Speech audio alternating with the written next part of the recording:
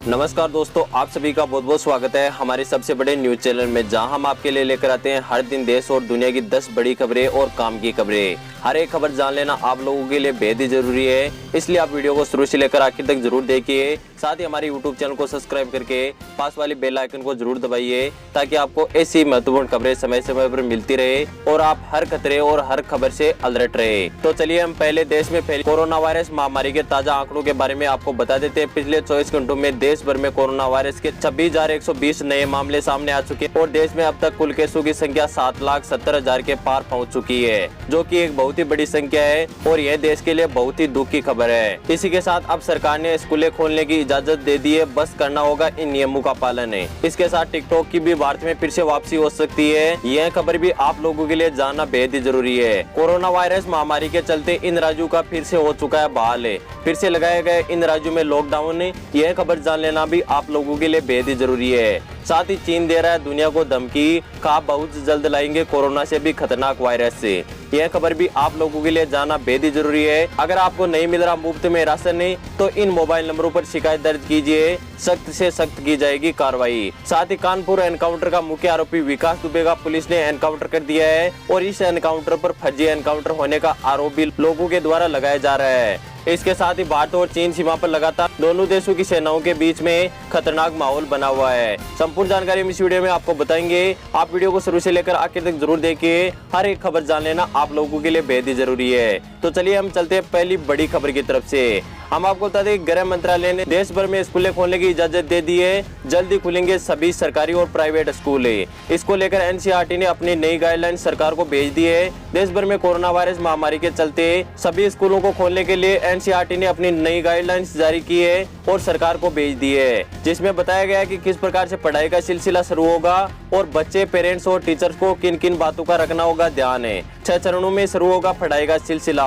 पहले चरण में 11वीं और 12वीं की कक्षाएं की पढ़ाई शुरू होगी, वहीं दूसरे चरण में 9वीं से 10वीं तक की कक्षाएं शुरू होगी, वहीं तीसरे चरण में 6 से 8वीं तक की कक्षाओं की पढ़ाई शुरू होगी। इसके चौथे चरण में मैं आपको बता दूं, कक्षा 3 से लेकर 5 तक की पढ़ाई शुरू होगी और इसके 5वें चरण में कक्षा 1 व 2 की पढ़ाई शुरू होगी। इस गाइडलाइंस के 6वें चरण में पेरेंट्स की मंजूरी के बाद में नर्सरी और केजी की कक्षाएं शुरू होगी। हालांकि कंटेनमेंट में जो भी विद्यालय स्कूल है वो बंद ही रहेंगे। अब जानिए दोस्तों देश की अगली बड़ी खबर है। मैं आपको बता दूं कि भारत में टिकटॉक की हो सकती है दोबारा से वापसी। भारत में टिकटॉक के सीईओ ने मोदी सरकार को एक लेटर लिखा है, जिसमें उन्होंने सरकार को बताया कि वह भारत में अपना किस प्रकार से विस्तार का प्लान बना रहे हैं। साथ ही वह भारत में बड़ा बिजनेस खड़ा करना चाहते हैं और बड़ी संख्या में लोगों को रोजगार देना चाहते हैं। इसके अलावा आगे उन्होंने यह भी कहा कि अब तक भारत का कोई भी डेटा उन्होंने चीन सरकार के साथ शेयर नहीं किया है और आगे सरकार उन्हें यदि दोबारा काम करने का भारत में मौका देती है तो वह इस पर काम करना जरूर चाहेंगे। हम आपको बता दें कि चीन के ऐप टिकटॉक की भारत में करोड़ों यूजर्स है और करोड़ों रुपए हर दिन भारत से टिकटॉक कमाता भी था, लेकिन टिकटॉक के बैन हो जाने के बाद में टिकटॉक के सीईओ द्वारा लगातार कयास लगाया जा रहा है कि किसी न किसी प्रकार से भारत में टिकटॉक की दोबारा वापसी हो जाए। आपका इसके बारे में क्या कहना है? क्या भारतीय सरकार को भारत में टिकटॉक से बैन हटाना चाहिए और उसे दोबारा चलाने के लिए मंजूरी दे देनी चाहिए? आपका क्या कहना है आप हमें कमेंट करके जरूर बताएगा। साथ ही हम चलते हैं अगली बड़ी खबर की तरफ से। हम आपको बता दें कि भारत में कोरोना वायरस चीनी महामारी के चलते हालत बेकाबू हो गए हैं। चीनी महामारी से इन राज्यों में फिर से लगाया गया लॉकडाउन।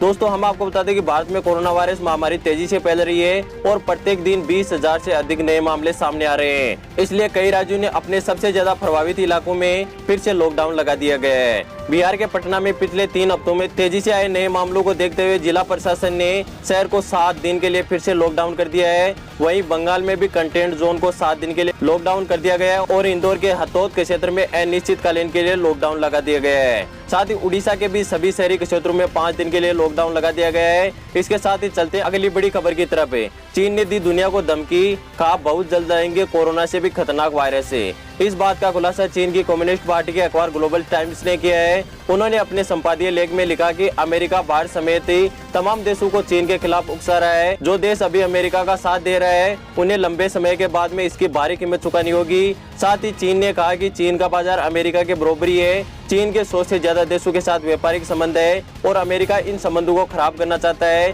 साथ ही अमेरिका कई देशों को चीन के साथ युद्ध के लिए उकसा भी रहा है और यदि दो देशों के बीच में युद्ध होता है तो कई देशों को इसका नुकसान झेलना पड़ेगा। लेकिन मैं आपको बता दूं कि चीन अमेरिका और बाहर से दोनों तरफ से गिर चुका है, इसलिए चीन सरकार लगातार बेतुकी की बातें कर रही है। इसके साथ ही हम चलते हैं अगली बड़ी खबर की तरफ से। हम आपको बता दें कि अगर आपको नहीं मिल रहा है मुफ्त में राशन तो आप इन नंबरों पर शिकायत दर्ज करा सकते हो और जो भी राशन डीलर आपको राशन नहीं दे रहा है उस पर सख्त से सख्त कार्रवाई की जाएगी। हम आपको बता दें पीएम मोदी की अध्यक्षता वाली कैबिनेट ने गरीब कल्याण अन्न योजना के विस्तार को मंजूरी दे दी। इसकी जानकारी खुद वित्त मंत्री निर्मला सीतारमण ने ट्वीट करते हुए अपने ट्विटर अकाउंट से दी। केंद्र सरकार ने पिछले दिनों में पीएमकेजी योजना के तहत 81 करोड़ से ज्यादा लोगों को नवंबर 2020 तक मुफ्त राशन देने का ऐलान कर चुकी है। साथ ही इन योजना में उन लोगों को भी राशन दिया जा रहा है जिसके पास में राशन कार्ड नहीं है लेकिन उसके पास आधार कार्ड होना जरूरी है। राशन कार्ड धारकों को 5 रुपए प्रति किलो गेहूं या चावल और प्रत्येक राशन कार्ड धारक परिवार को 1 किलो फरी दाल देने का ऐलान कर चुकी है और अभी वर्तमान में लोगों को यह बांटा भी जा रहा है। ऐसे में किसी राशन कार्ड धारक को यदि राशन लेने में दिक्कत आ रही है तो वह इसकी शिकायत सरकार के द्वारा दिए गए टोल फ्री नंबर 1800-180-2087 या 1800-212-5512 या 1967 में से किसी भी नंबर पर अपनी शिकायत दर्ज करा सकता है। इसके साथ ही हम बता देते हैं आपको अगली बड़ी खबर है। 21 जुलाई से शुरू हो रही है अमरनाथ यात्रा, मिल रहे हैं यह संकेत।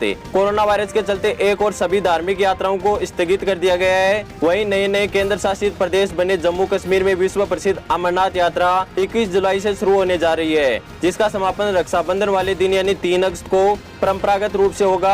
प्रदेश प्रशासन ने इस यात्रा की तिथि अभी तक घोषित नहीं की है, लेकिन इसके शुरू होने के संकेत और तैयारी होना चालू हो गई है। जम्मू कश्मीर के उपराज्यपाल ने 5 जुलाई को हिम शिवलिंग की विविधता से पूजा अर्चना करने के साथ संपूर्ण तैयारियां शुरू करवा दी है। अब चलते हैं हम अगली बड़ी खबर की तरफ से। हम आपको बता दें पिछले कुछ दिनों में वैज्ञानिकों की तरफ से कुछ बात निकलकर सामने आ रही थी कि कोरोना वायरस हवा के माध्यम से फैलता है, लेकिन इस पर एक वैज्ञानिक ने अध्ययन किया और उन्होंने कहा कि इससे लोगों को घबराने की कोई भी जरूरत नहीं है। इस अध्ययन के तहत वैज्ञानिक यह बताना चाहते थे कि कोरोना वायरस हवा के माध्यम से भी फैल सकता है, लेकिन यदि आप मास्क का इस्तेमाल करते हो तो आपके लिए इसका खतरा बहुत ही कम हो जाता है। साथ ही मैं आपको बता दूं कि भारत में कोरोना वायरस महामारी प्रतिदिन नए रिकॉर्ड बना रही है। पिछले 24 घंटों में भारत में कोरोना वायरस के 26,000 से ज्यादा नए मामले सामने आ चुके हैं। इसके साथ ही अब देश में कोरोना वायरस के कुल केसों की संख्या देश में 7,70,000 से भी पार पहुंच चुकी है। इसके साथ ही हम चलते हैं अगली बड़ी खबर की तरफ से। हम आपको बता दें UDIA ने एक ऐसी सर्विस चालू की है जिसमें आप बिना किसी कागजात के भी आधार कार्ड बनवा सकते हो।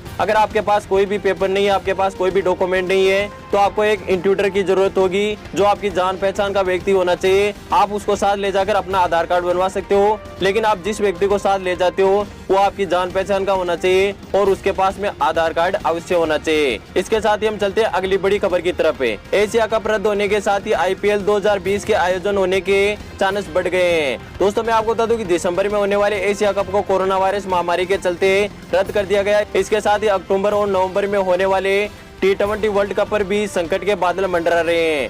यह बात सौरव गांगुली ने एक टीवी इंटरव्यू के जरिए बताया और उन्होंने कहा कि यदि कोरोना वायरस की संकट स्थिति से काबू पा लिया जाता है तो जल्दी IPL का आयोजन भारत में किया जाएगा। अब चलते हैं हम अगली बड़ी खबर की ओर। 162 रुपए सस्ता हो चुका है गैस सिलेंडर। उपभोक्ताओं के लिए केंद्र सरकार की ओर से बड़ी राहत है। हम आपको बता दें कि रसोई गैस सिलेंडर उपभोक्ताओं के लिए खुशखबरी निकलकर सामने आ रही है। गैस सब्सिडी वाले LPG गैस सिलेंडर की कीमतों में भारी कटौती की गई है। कटौती की जाने के बाद में 14 किलो वाले नए गैस सिलेंडर की कीमत अब घटकर 581.50 पैसे हो गई है। वहीं 19 किलो वाले गैस सिलेंडर की कीमत 256 रुपए घटकर 1039 रुपए 30 पैसे हो चुकी है। इससे देश में 1.5 करोड़ लोगों को फायदा पहुंचेगा। इसके साथ ही हम चलते हैं अगली बड़ी खबर की तरफ।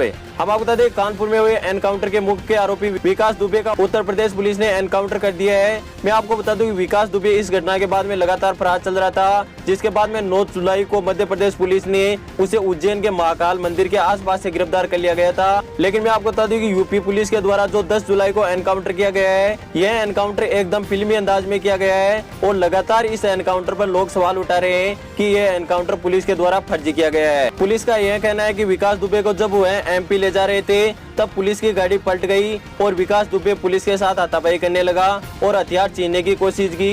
इसके बाद में विकास दुबे एनकाउंटर में मारा गया। लेकिन मैं आपको बता दूं कि विकास दुबे को जब यूपी पुलिस ले जा रही थी तब मीडिया कर्मियों की भी कुछ गाड़ियां उनके साथ थी, लेकिन उनको पहले ही रास्ते में रोक दिया गया, जिसके बाद में विकास दुबे का फिल्मी अंदाज में एनकाउंटर किया गया और उनके मौत की पुष्टि की गई। लोग इस एनकाउंटर पे इसलिए सवाल उठा रहे हैं क्योंकि मैं आपको बता दूं कि यदि विकास दुबे जिंदा होता और उससे यदि पुलिस पूछताछ करती तो कई नेताओं और कई पुलिस कर्मियों का वह नाम उगलता, जिसके कारण उनकी कुर्सियां खतरे में पड़ सकती थी। इसलिए पुलिस ने विकास दुबे का यूपी पहुंचने से पहले एनकाउंटर कर दिया। आगे इस मामले में पुलिस जांच कर रही है कि यह एनकाउंटर फर्जी है या सही है। आपका इसके बारे में क्या कहना है आप हमें कमेंट करके जरूर बताइएगा, क्योंकि मैं आपको बता दूं इस एनकाउंटर के होने से कुछ समय पहले ही मीडिया कर्मियों की जो गाड़ियां उनके पीछे लगी हुई थी उनको एक टोल नाके के आसपास रोक दिया गया था। आखिर उन गाड़ियों को क्यों रोका गया? क्या यह प्री प्लानिंग एनकाउंटर है? आपका इसके बारे में क्या कहना है आप हमें कमेंट करके जरूर बताइएगा।